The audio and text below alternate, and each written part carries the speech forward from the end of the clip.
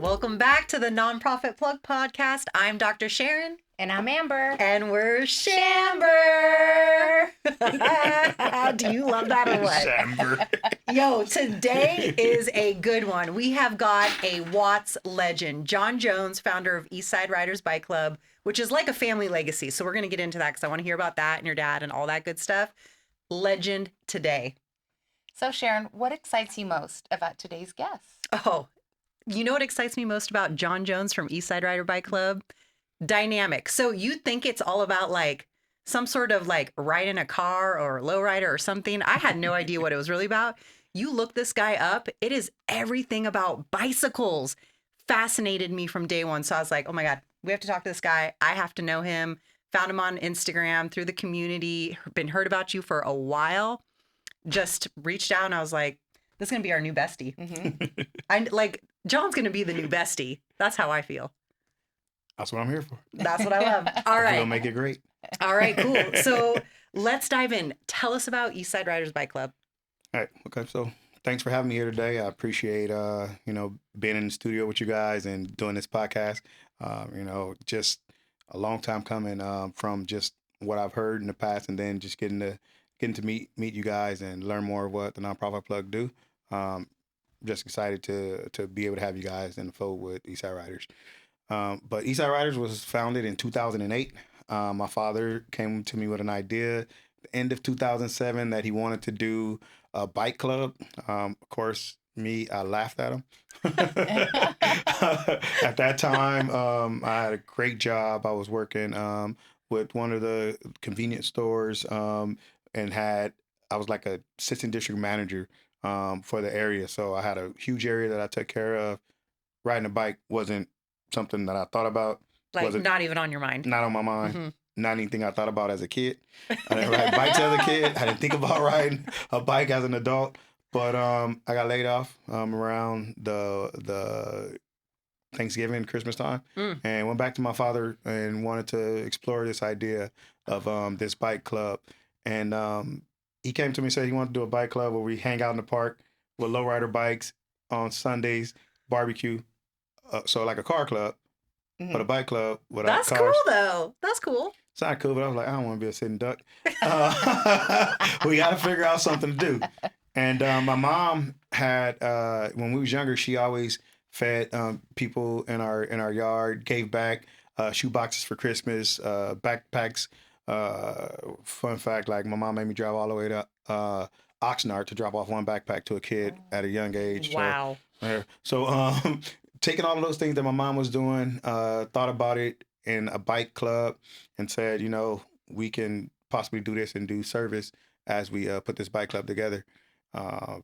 Fast forward 17 years later, still doing the work, hundreds of kids involved over the years. Some kids that started off 8 years old, 9 years old, now has graduated from high school, a few of them in college. One of them that was already as an older age, graduated from college, and now where she works, give us a grant donation for service. So it's just like, you start off with a dream, something I didn't want to do, then thought about the dream of doing it, and here we are. That's so cool. So over you guys have been around for almost 20 years, which is like insanely cool for a nonprofit organization. That first couple of years can be rocky, and you made it through 2 decades. Yeah. That's pretty impressive. Hard work, a lot of long nights, and wanting to quit. Yeah. A lot of wanting to quit. Yeah. And at first I didn't want it to be a nonprofit organization. And it took 10 years to actually make it a nonprofit organization. I had no dreams, no vision of becoming a nonprofit. Let's be this community-based organization. But a lot of our partners that we knew, working for the county, working for the city, it was like, you need to be a nonprofit if we're going to be able to help you. I'm like, that's a plug right there. Yep, they needed that they wanted you to have that formality. Yeah, that's the only way we'll be able to help you if you become a nonprofit organization. Well, I think we're all right. And it took 10 years for me to actually look around and see that, yes, we was doing the work, but it was all coming out of my pocket. Yeah. And we had just one person that really believed in us and said, all right, here's your seed money to get this nonprofit started. Wow. So how did your mission evolve over time? Like 20 years is a long time, so there's all sorts of program changes. How does it kind of evolve? What's kind of the newest thing you guys are doing? So, starting off, it was going off riding bikes with maybe 30 kids and probably 5 adults through the community and going and feeding the homeless in the community. It was strictly Watts, right? Until we got new people, we take them downtown and show them why is the only reason why we stick with Watts and feeding the people in Watts. One, these folks had no resources, Hmm. and two, they was right there in our backyard. So we got to take care of our backyard before we go take care of anyone else. From there, we started learning about advocating for safer streets. Wanting to get more bike lanes in the community, wanting to get more of those flashing beacons, which is those crosswalks with the lights, Yep. things like that, right, in the community. And like, who else is going to speak of it from our community than us, right? We can partner with folks outside of our community, but they still don't know our community like we know our community. So we had to become the expert advocates in our community, right? So we Mhm. took it from just feeding people, advocating for safer streets. Then when we became a nonprofit, we started looking at different programs that we can bring in, like a bike riding program, going to teach kids, a little bit about cooking. I'm not a professional cook, but I can do enough on the grill where we get outside, we can bring kids together and teach them how to cook on the grill a little Oh, bit. it's so fun. Just different things. Bike shop. Thinking about doing a coffee shop. Well, not thinking. Mhm. We are doing a Right. coffee That's shop right right. now. You are. You are. It's just different things that we see in the community where we can help keep kids off the streets, because part of our mission statement is keeping kids off the streets and out of gangs and off drugs. So this is a way that we're putting our mission to work. Mm. So can you also talk about the overall health and wellness of your program? Because you're outside, obviously there's a physical fitness component. So talk a little about that. So, man, when we the pandemic was really our push to do more about getting kids, out of the house, off the screen, working out outside, besides riding a bike, right? Because as cycling has evolved over the years, 15 years ago, we thought it was cheating riding an electric bike. Mhm. Now we're like, hey, an electric bike can take another car off the street and get people back and forth. Right. And we kind of fell in love with electric bikes, right? But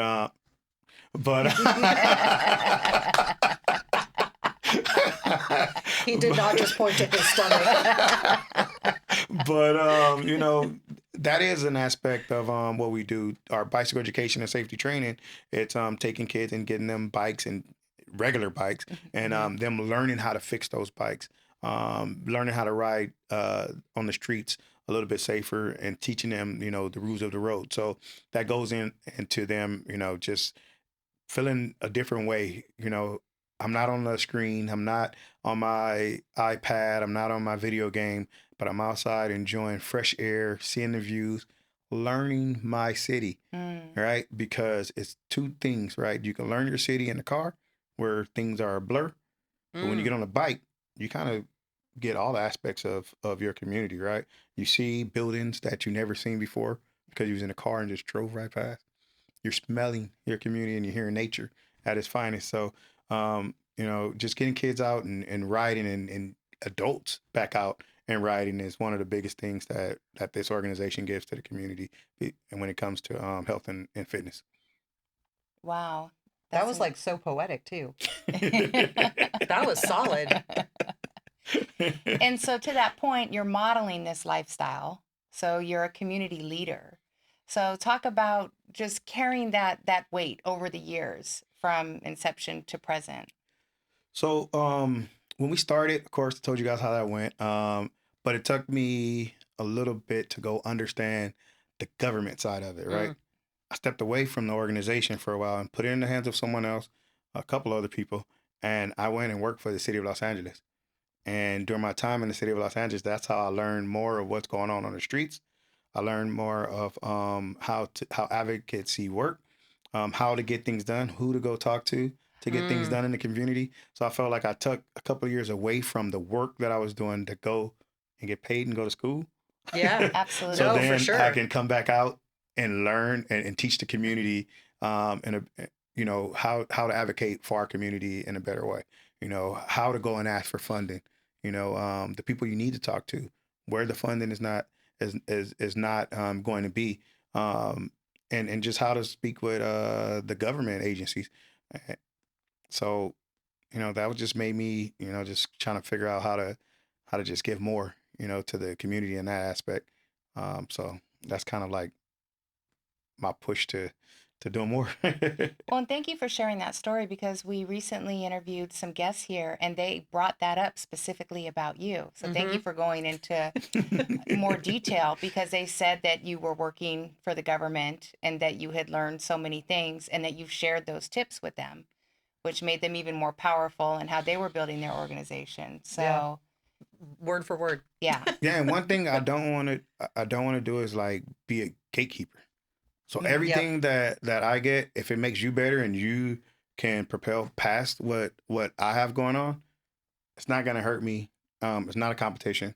Whoever can bring resources to the community and do the greatest good for the community, that's still Eastside Riders helping the community, right? Right. So if we can help the community get better, if I give you all of my secrets that I have, if I give you my recipe, I want you to go out and cook, better than me.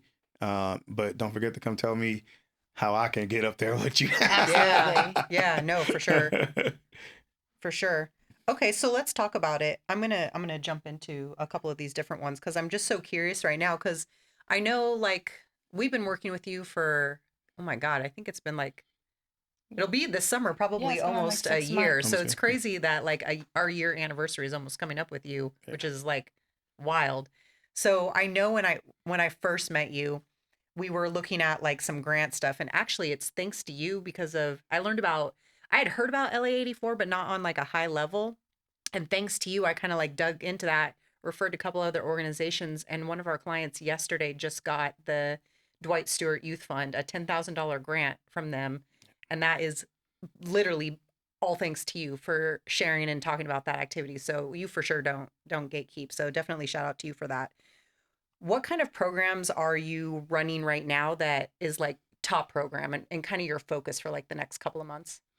Um, our top program right now with the organization is well, one of them is up and going, our after school program, where we're able to bring kids off the streets during, I call scary hours, Mm, after school to 6:30, 7:30 at night. It's when the gangs do their most work of recruiting, where I'm able to open our doors for all of LA County, and bring kids in from wherever. It don't have to be Huntington Park, don't have to be Watts.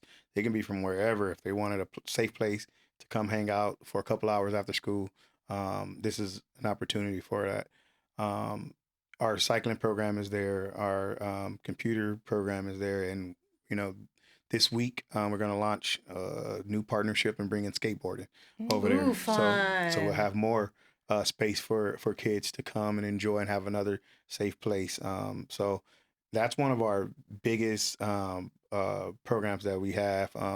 One that we're trying to get into is, this podcast space, Mm-hmm. teaching kids, how to set up a podcast, do the content, the questions, run a good podcast. We want the kids to know how to do that. I don't know how to do it.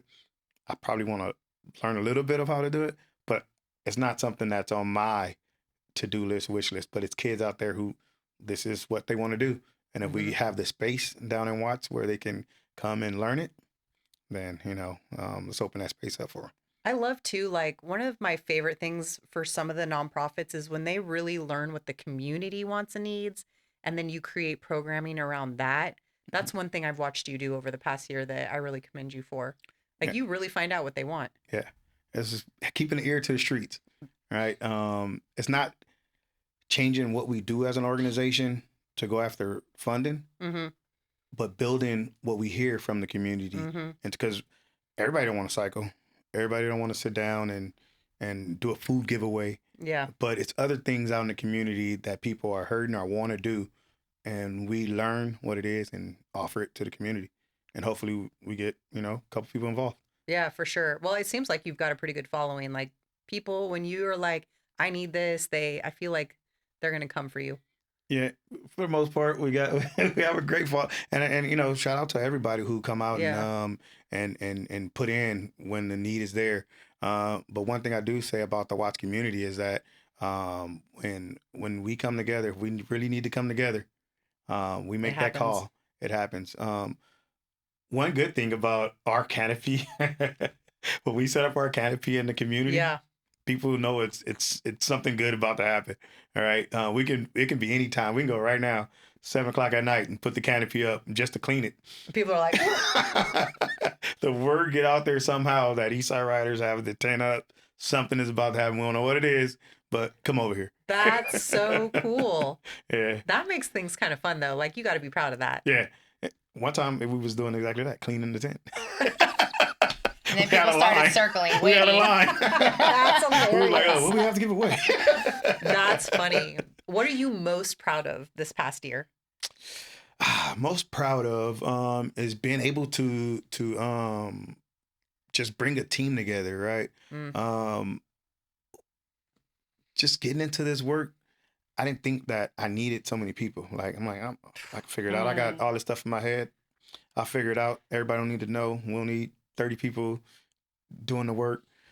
But just trying to build a team that you can really just give the ideas that's in your head and go out and accomplish, you know, without you having to stand over them. mm-hmm. That's something that we're gearing towards. One of the other, besides the team, is this nice grant that we have coming Yeah. from the Los Angeles Department of Water and Power Yeah. to So do cool. e-bikes, something that we did a pilot on, which gave us a bunch of information where we can go out and try to apply for more grants in this form. We took a shot and threw it out there and wrote the grant myself, right? I've never Hello. wrote a grant myself. And killed it. Legit killed it. Yeah, man. Threw it out there, and we got this project to do e-bikes all in Council District 15, which is Watts to the waterfront, where people will be able to borrow bikes, take them home for 30 days at a time, bring them into us just to make sure that those Mm. bikes are functional, and if they want to keep them for another 30 days, you know, to either have fun, go back and forth to work, whatever the case might be, they're able to keep those bikes. And we're just excited to launch that program and get it up and going. We had a lot of success with our last program. We know this one is going to be a good one. We have another one in the oven right now, Mm. strictly for Watts Nickerson Gardens, that we're going to roll out probably at the end of 2026, early 2027. So Mm. 2026, we expect to have a great year from a lot of work that we did in 2025. I mean 2024, early 2025. Yeah. Wow. Ooh, that's gonna be so cool. We got to get on an e-bike. Definitely. Can you imagine a chamber on an I e-bike? can definitely see it. But then we have to really bling those e-bikes up for you guys. Yeah. If you don't Because mind. you guys are Yeah. not just If you don't ordinary. mind. You're not just ordinary over here. No. There's some uniqueness right here. So now I'm curious about this. So obviously you have been applying for and doing the necessary research years ago. So talk a little bit about how you have to do so much work, the pre-work, and then have to have the patience before funding comes or till Mm. something comes to fruition. So one thing that most nonprofits, well, I guess a lot of nonprofits don't understand that one, you got to run your nonprofit like a business, right? Mm. If you're not running a nonprofit like a business, you're gonna be in a world of trouble. I learned it the hard way, and that's why I try to give that information back to the community, right? Second, you're not applying for funding today. You're applying for funding down the road. For like a Yes. year later. Yes. Yes. If you're going in, because most folks don't give you, which to us that'd be emergency funding. We look at it Right. as we just need this to do the work that we're doing. But to the funders, that's emergency funding. And a lot of people don't do emergency funding. All right. Then they have to understand that a lot of people don't give you the funding up front. They might give you a portion and then it's all reimbursements, right? So you Mhm. gotta, when you're going after a grant that's a $300,000 grant and they're giving you 15% up front, and then the next portions you have to figure out as you go, right? So you have to be ready for those aspects as a nonprofit. I didn't understand it when I first, I was like, well, we won the grant. Where's the money? And found out that, oh no, this is, a refundable, like you submit your receipts, then we'll give you. Like, Yes. how are we supposed to work like that? No, and so many Right. organizations learn that because, again, it's just that small amount, and then you have to submit invoices. hmm And let's say you submit the invoice by the deadline, but then there's still this Yep. lengthy review. Yep. Mm-hmm. So then there's a 45 to 60-day review, and they have a total cash flow problem Yep. while they're waiting on the reimbursement. On top of like getting rejected the first time you submit the invoice and then hmm having to go through another hmm process to submit the invoice. Exactly. And then what do? All operations come to a halt. And Mm-hmm. like, I don't know if you've experienced this, but especially when it comes to things that are fixed costs, like rent or payroll. Not stopping. Right. Not Right. stopping. And I would say that, like, for me, it personally, as I guess the head of Eastside Riders, it really put me as a person, John Jones, into like debt, right? To make sure that my organization continue to run. And a lot of people don't have that luxury, and it's not luxury because but a lot Yeah. of people don't have, Yeah. That that line of credit or that to capital to to be able to access. keep it moving, right? Yeah. And I think that's what, when you're looking for funding, when you're trying to go after these grants, some of the funders need to understand, right? Um, if we had more funders that gave some of these nonprofits either matching or some unrestricted funds to help get them going, but I think sometimes they're already behind when they do meet those people to give them that, and where they're still playing catch up. Mm-hmm. And I just wish it was a perfect way of doing this. And I know back in the days it was, and through folks not spending money the correct ways have put us where we are today. I know this is going to be like a total unpopular opinion, but I think it would be so cool if when you start a nonprofit, in order to get your 501c3 status, that you had to go through like a little mini training course of things that you have to know, like attorney general, franchise Yep. tax board, Yep. secretary of state, and then a couple of these things like how the money and the grants and funding actually work for hmm nonprofits. I know that totally is probably an unpopular opinion, but I kind of feel like in order to get your 501c3, like this should be like kind of part of a like a compliance process. Well, yeah, and because we manage so many different types of restricted grants, every contract is different. hmm And so just because I wear the hat of the compliance department there, I have to dissect each contract. And Mm-hmm. some of them are easier than Mm-hmm. others. Yeah. So even if you do have that knowledge and that skill set and that preparedness, like you said, there are still variables that come depending. And you have to know exactly how those funds are being distributed or Mm-hmm. where the hiccups could come. And sometimes their infrastructure, the funders, because they're to the middleman hmm in some Yep. cases Yep. from the Yep. county or what have Yep. you, and they're jumping through their own hurdles and through their own learning curves. So that gives you another, you probably had 3 months to deal with what they had to deal with, but then when you have to deal with the county, that's how you get them 6 months of Yeah. compliance trying to figure it out. And you're like, we gotta pay rent. Right. We got kids that's coming here that's hungry. How could we make it happen, right? And I just tell my team like, hey, you guys just come to work. Don't worry about the other stuff unless I got you on the project that you do have to worry about Right. the other stuff. But other Right. than that, just come to work. Make sure these kids are right. Let me have the headaches and get hopefully I get a couple of gray hairs over all of this stuff. Well, if you got any now, you can't see any. Yeah, Yeah, they haven't man. come yet. I got like one in my chin and people think I dye my hair. That's hilarious. Do you dye your hair? I do not dye my hair. Yeah. And there's no gray hairs there yet. I have a few that popped up this year. There's like 4 now. I'm gonna. So that means you're worrying a lot more.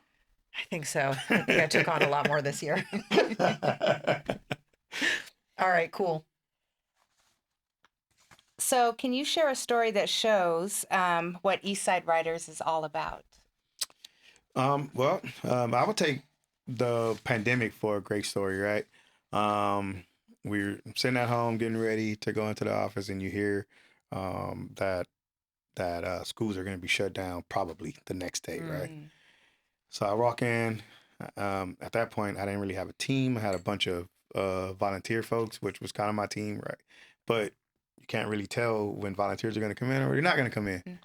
Pandemic hit. I'm like, look, this is what we're going to do. We're going to shut down all of our bicycle education programs because, kids ain't going to be able to come out and hang out with us like that. No more of our after school activities where we was doing like martial arts and all kind of stuff at Ted Watkins Park down the street. We're gonna feed them breakfast, right? I love to cook pancakes. Everybody know I'm a pancake guy. Oh. I'm a pancake guy. I was pancakes. So we're gonna shut down all that other stuff. We're gonna go get some grills. We're gonna go buy a bunch of pancake mix, and we're gonna make pancakes and sausages. All right, great deal. Where we gonna get the money from? You know what? Don't worry about it. I got it. Let's figure it out. Let's just everybody be there. So this is what we're gonna do. We know Watts is a bunch of invisible lines. So we're gonna move around to each community, and every other morning we'll be in another community. Right? That didn't work out. So we said we're gonna do one central location, 103rd Compton Avenue. Instant hit. Nice. We had about 500 people lined up for breakfast, and we didn't have enough food. Wow. After about a week, we figured it out. It's going to be around 500-600 people that probably show up. We started preparing for that, buying bigger bulks of pancake mix, more sausages, figuring out where can we go get more sausages, because remember, food was hard to get during the pandemic. Yep. We got a permit to go inside of the restaurant depot. And that was, Oh, I know that. You were like a kid in the candy shop in there. because Sam's Club and Costco did not want to give us any love on getting more food for what we was doing. We went inside there and it was like, whatever you need. Wasn't free, but it was Discounted. what But we they were needed. still And like, come on available. in. Yes. Yeah. The If we quantity you needed needed. 500 boxes of pancake mix, we can get 500 boxes of pancake mix if they had it, right? So we was able to get a lot more so we can feed the community. And that's one of the ways how Eastside Riders, really represent the community and how we're able to adjust. One of my proudest moments was being able to serve hundreds of thousands of people throughout the pandemic. Went from just breakfasts of feeding people, 800 people every morning, till we connected with Sister Watts and started doing lunches in the community. And we just had folks from all over the community and eyes on us during that time. I think like when you look at the bright spots, them hot spots, that was a hot spot during the pandemic to see where services was coming from. Because not only did we start doing breakfasts, we had other people coming through with their services, medical, dental, helpful Honda folks coming out there giving out stuff to folks. It was just the Clippers, the Lakers, everybody was coming out and just using that spot to be able to get their time of what we're doing in the community out and to highlight, just the activities that was going on in the Watts community. Wow. That's an incredible story. 103rd and Compton. Right. You should be very proud of that. That's Yeah. amazing. Yeah, especially to bring something that was different in Watts. It wasn't that bad news, right? It was that good news in Watts. So yeah, it was a great time not only for myself, the organization, but for the community. That's crazy. So you kind of touched on it, like even just trying to find funding for like the pancakes and sausages. Like, what are some of your largest challenges when you're faced with trying to find funding and getting support? Part of I think it's just having all of the paperwork correct, right? So when funders they want your paperwork to tell that story, right? They don't care. I mean, they care obviously of the story that they can see, the Right. story that's on the social medias on the website, but at the end of the day, it's checks and balances, right? And they want to see that paperwork in order. We're learning that part. That's a part that we had a problem with. It was, okay, we got the grant, let's do the work. Then it was like paperwork time. Oh, we got to do paperwork. And then it was like hiring the right people to do the paperwork. And hopefully it's going right, because we don't know exactly how the paperwork look or what needs to be done or how the taxes need to be filed, right? So we just thought we was doing everything correctly, and we found out we wasn't. Part of the blessing is the nonprofit plug coming in, because before we kind of met, someone had already told me about the nonprofit plug, and I know it's been less stress on me having you guys around to help with what we have going on with our organization, because I'm not worried about that piece anymore. Ruby. Compliance, Mhm. paperwork. Ruby takes care of Yes. us. Yeah, Mhm. I'm not worried about it anymore because I know we have someone that knows exactly what to look for, what needs to be there, and someone that's gonna hound you if it's not if you're not getting it right. Yes, yes. So Hey, John, I need your bank statement.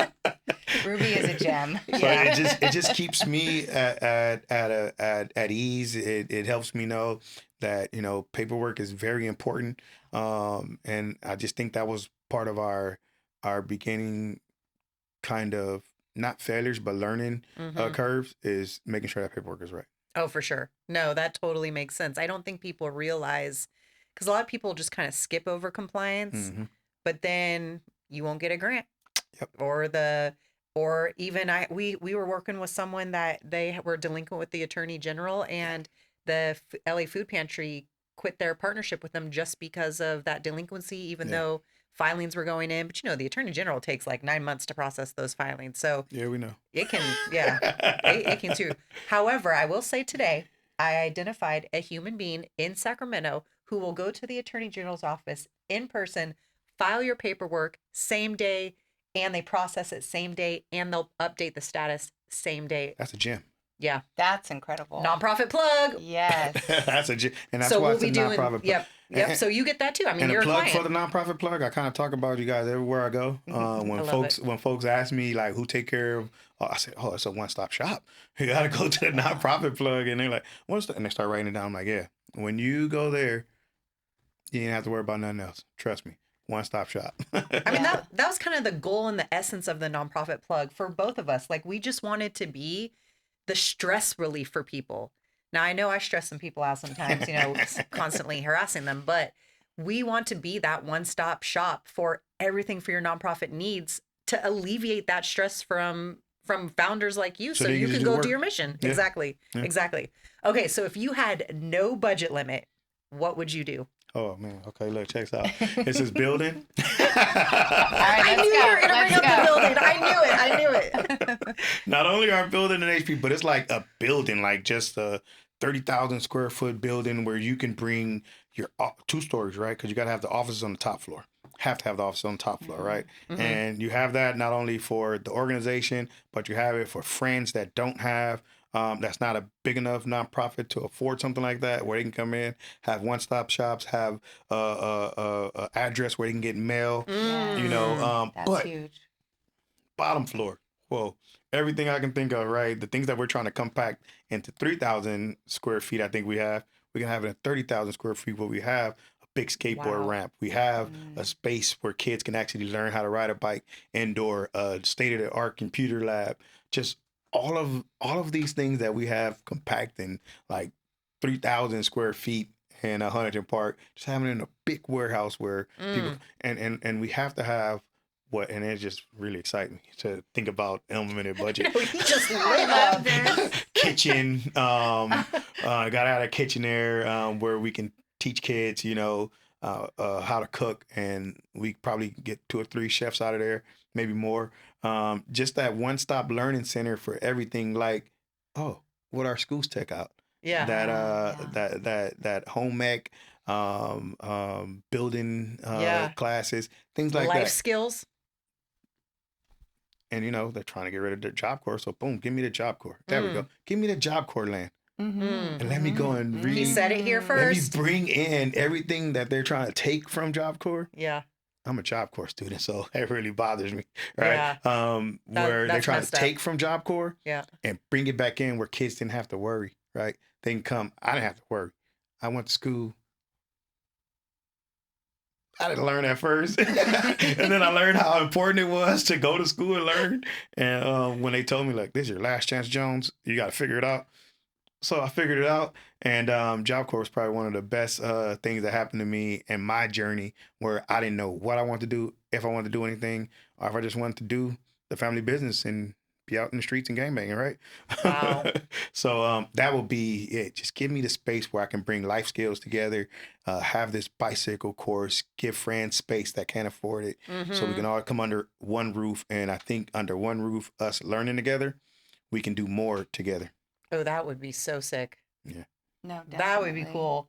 Manifesting right now. Any listeners, this is what needs to get funded next. That's it. That's Couple it. million. I mean, some people. I mean, if the Lakers can sell for $10 billion, I just saw that.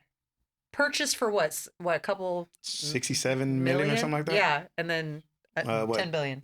10 billion. So if the Lakers sell for 10 billion, they Yeah. got money to just throw around. They do. They got that FU money. I was like, They you know, a building, you know, it's really nothing. Let's get working on the proposal. If we've identified the space, let's start shooting our shot. And at the same time, I mean, if the government owned that land that Job Corps has, and they just need someone to come in, and they have like some startup funding, and we have some funders out there that want to give some money to a great cause.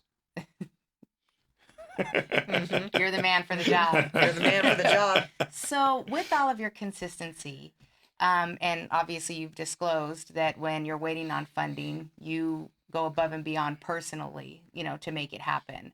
So, how do you take care of yourself? Burnout, mentally. Let's talk about that, because a lot of founders are carrying the weight, and I'm sure you have some valuable tips. Try and prevent the gray hairs from coming. So this year, man, I'm like getting chills over this conversation right here. But this year, I've learned to just every quarter to go somewhere. Go somewhere. Even if it's a trip to San Diego. You were just out of the country. Where were you? I texted you. This like, year? Oh man, I was in Canada. I was in Guatemala. Guatemala, that's where it was. Yeah. Okay, so that's secret. Yeah. I texted him for some bank statements, and he was in Guatemala. Yeah, man. Now, do you actually unplug? Yes. Or are you still checking your emails and obsessing? I keep my phone on me, right? Because just in case. But emails, I don't check. Like today, I ain't check emails. Only thing I had was a message from you. The rest of the team, understand, don't bother me. That's why we're taking it. Normally, I don't take holidays off. We're a nonprofit. The world don't stop because it's a holiday. We need to work, right? These kids need somewhere to go, whether it's a holiday or not. So normally it's work.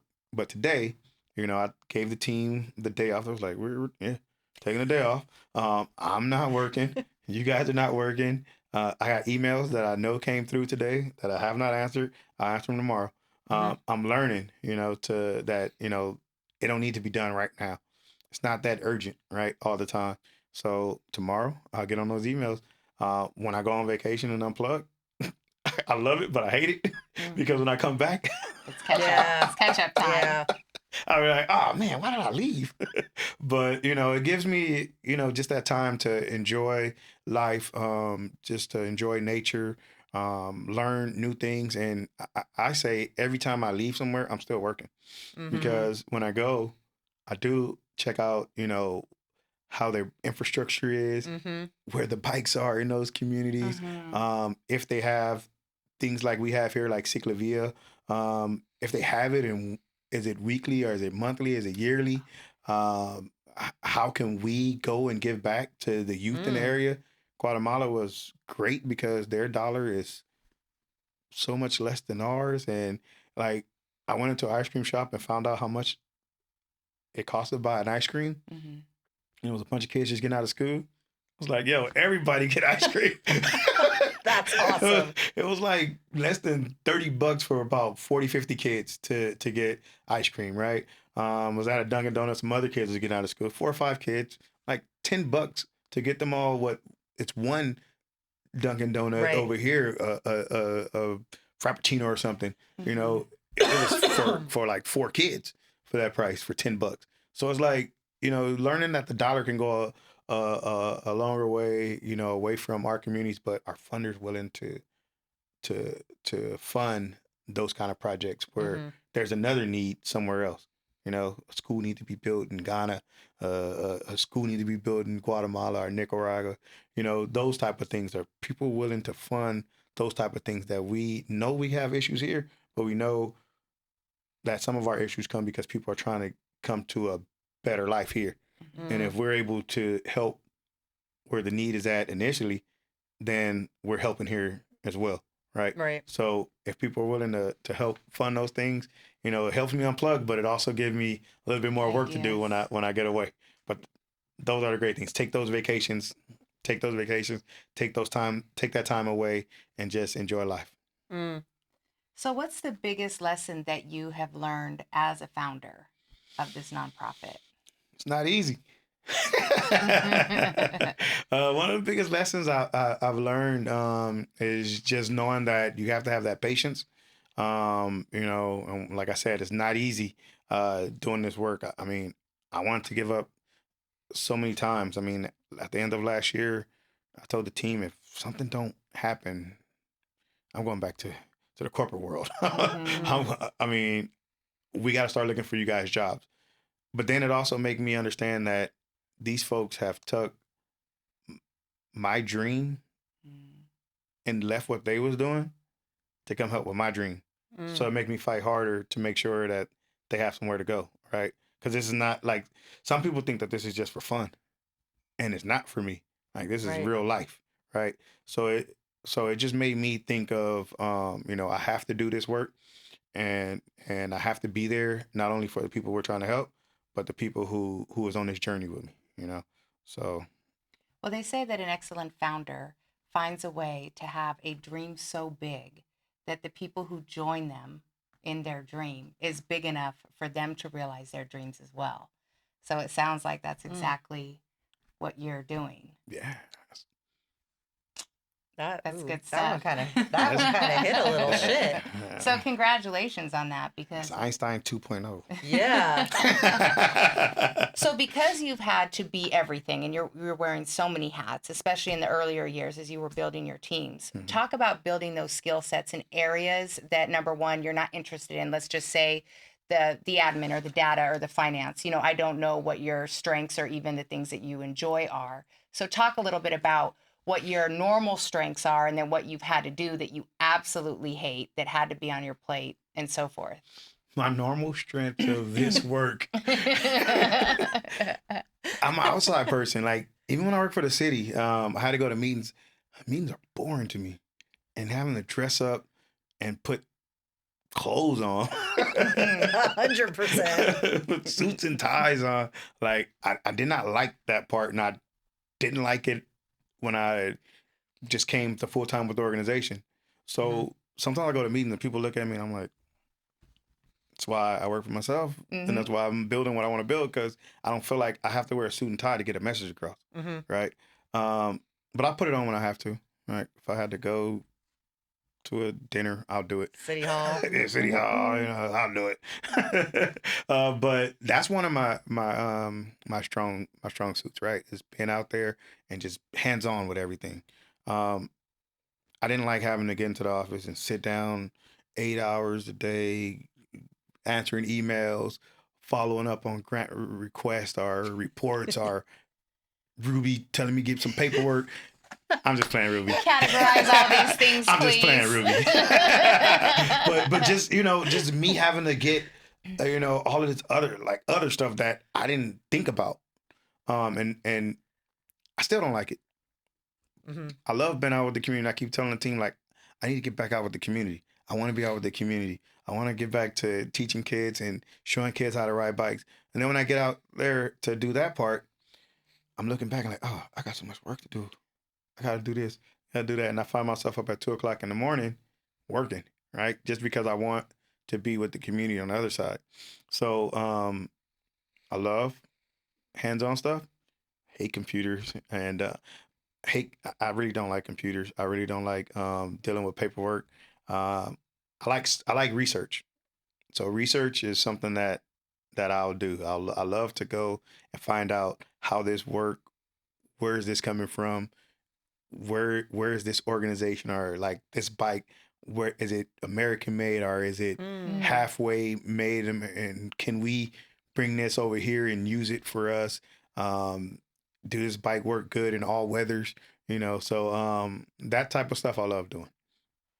Oh, that's cool. And of course, lending my ear to the community, right? Just giving people the juice, giving people whatever they need to make themselves better. And so what is the overall legacy that you want Eastside Riders to leave behind? See, I've never thought about that one, because I'm like, it's up to the work that we do, right? But I want like especially in the transportation world, I want them to know, especially with Eastside Riders, like to me, and that's something I should have said in the beginning as well.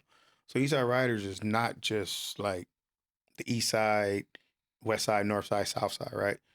The East Side is the East Side of any community. If you look at most big cities, the East Side is where the poverty is at, right? Where they don't really care per se what goes on. But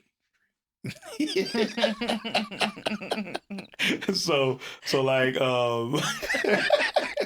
so like the East Side, right? It's just what it is, and reason why we named it. Well, I put in the hat. We had a bunch of different weird names, and East Side Riders won, and I had a meaning behind it because the East Side is like where people forget about, but we're gonna make them remember.